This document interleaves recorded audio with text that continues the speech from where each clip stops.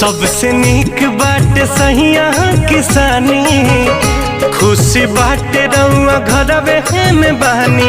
मुहारो कमैला के ए जी बहरा में गईला के, मुहारो कमैला के अब बहरा में गईला के।